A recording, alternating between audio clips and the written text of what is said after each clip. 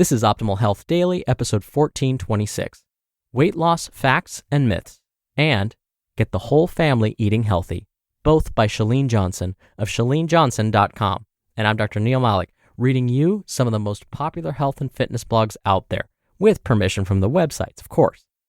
Now, today's Wednesday, and like I do every Wednesday, I want to give you a little bit of inspiration. So here we go. Quote, "Life isn't about finding yourself. Life is about creating yourself." George Bernard Shaw. All right, now that we're in the right frame of mind, I'm sure you're eager to hear today's two posts. So let's get right to it as we optimize your life. Weight Loss Facts and Myths by Chalene Johnson of chalenejohnson.com. When it comes to exercise and weight loss, there are so many different opinions on how to approach your fitness journey that it can sometimes get overwhelming and hard to decipher what's true and not true. I've had so many people ask me about these particular myths that I figured it would be good to address it. Myth number 1, muscle weighs more than fat. If you stop to think about this myth for a second, you'll realize just how silly it is. How can a pound of muscle weigh more than a pound of fat if they both weigh 1 pound? What this myth is really trying to get across is that muscle is more dense than fat, so it takes up less space in your body. Something that goes along with this myth or way of thinking is the idea that when you start a new workout program and you gain weight quickly, that the weight is new muscle. The weight is actually your muscles responding to the new workout. If you've started doing something new, like running or lifting, you know that the next morning you're going to be sore. That soreness is your muscles responding to the trauma the new workout brought. Since the muscles are working in new ways and are exposed to trauma, they require more water. This water is the weight you see on the scale, not new heavy muscle. Let your clothes be the judge, and if you are sore, don't weigh in. Myth number 2, you burn more calories during a workout rather than after. Well, the reality is it really depends on the workout. Some workouts are more effective at calorie burning during, and some are better after. Workouts that burn more after are usually heavy strength training or cross training. If you're doing things like high intensity interval training or HIIT, or heavy strength training, you will continue to burn more calories for upwards of 24 hours after the workout. The best workout for burning calories and possibly more fat is actually a little bit of everything. A shorter workout may also burn more fat longer if the intensity is high enough. The best way to achieve the longest burn is to look for a combination workout, something like high-intensity interval training. Just be sure to perform high-intensity interval training safely. Myth number 3, when you lift weights, you bulk up. In my experience, many women don't want to look like a bodybuilder. Lifting weights, especially heavy weights, will transform your body and will help to keep your body fat lower. Muscle dramatically increases in size when testosterone is present. Now, testosterone levels are higher in males than in females. Since ladies have lower levels of muscle-building hormones like testosterone, it's almost impossible to bulk up by lifting heavy. Myth number 4, you can spot reduce fat. You probably already know that you can't spot reduce or spot correct fat, but we all wish we could. The reality is that the amount of fat cells you had during puberty is the same amount of cells you have now. Unfortunately, you do not have control over where your body decides to distribute fat cells. So your best approach is to try and shrink those fat cells as best as you can. This is where your diet can play a huge role. Get your diet right, and you will likely shed the pounds. And I have another post from Chalene coming right up. But first, I'm not sure if you've noticed, pollen and seasonal allergies seem extra bad this year. And if you're affected by allergies, you're not alone.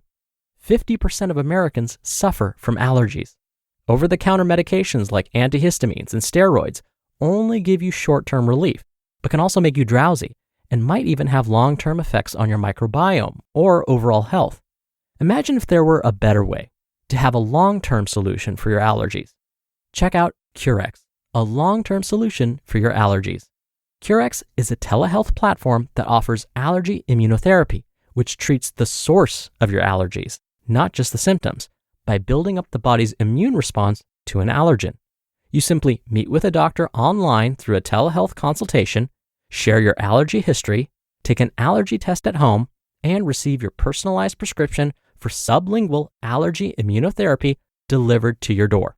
Find out if you're a fit for immunotherapy at getcurex.com/OHD and get $75 off your first order with the code OHD. That's getcurex.com/OHD. Promo code OHD.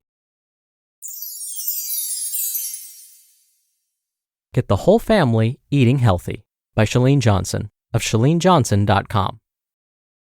Have you recently made an effort to clean up your diet, but you struggle getting your family eating healthy too?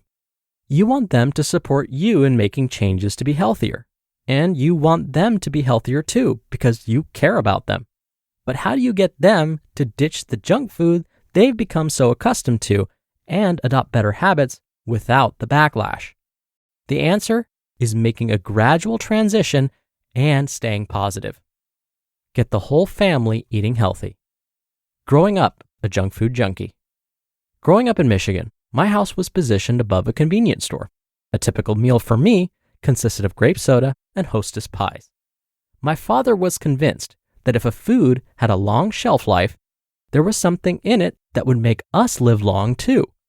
We had the worst possible eating habits, and both sides of my family were genetically predisposed for obesity. Trust me, if we could make the change, so can you and your family. From junk food junkies to clean eaters.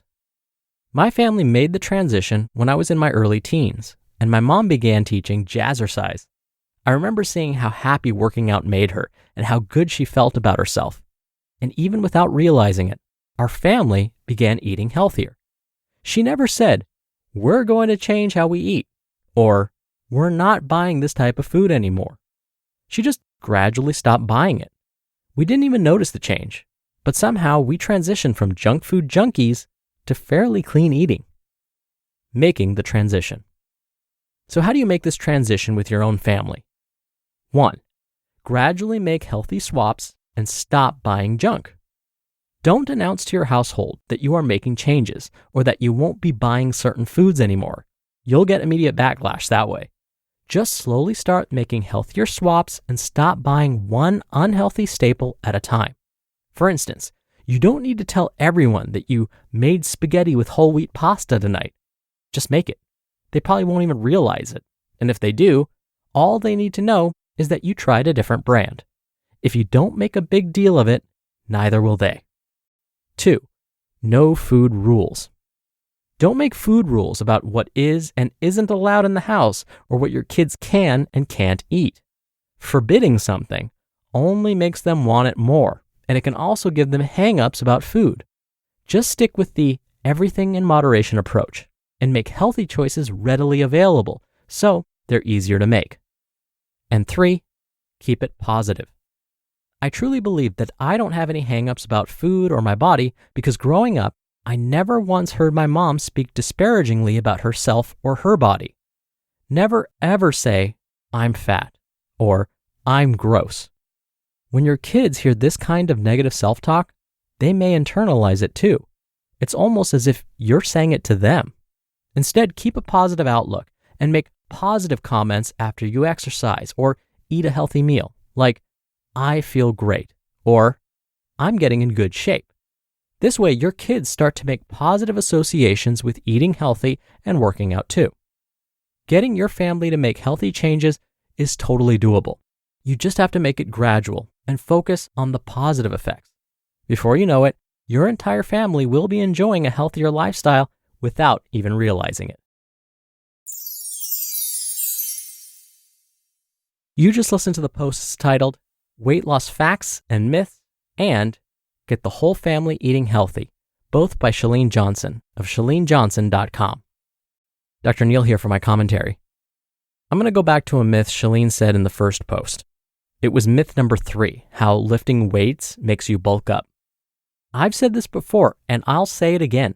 Getting too bulky is really hard to do. I've encountered so many people that wish they could get bulky, myself included. Have you not heard me talk about how people would tell me my shoulders were too small in proportion to my chest? Hello, I worked so hard to try and get my shoulders big and bulky. The reality is, it takes a lot of hard work and consistency to look like a bodybuilder. Not everyone can do it. Trust me, many have tried to achieve that look only to get frustrated and stop because it never happened for them. So instead, feel confident in the fact that weight training is going to make your bones stronger, your heart healthier, and your body more durable. It's not going to make you too bulky. And when performed correctly, weight training reduces your chance for injury and improves your balance. It has all these wonderful benefits besides getting bulky. Focus on those things. And if you do get bulky, consider yourself one of the lucky ones.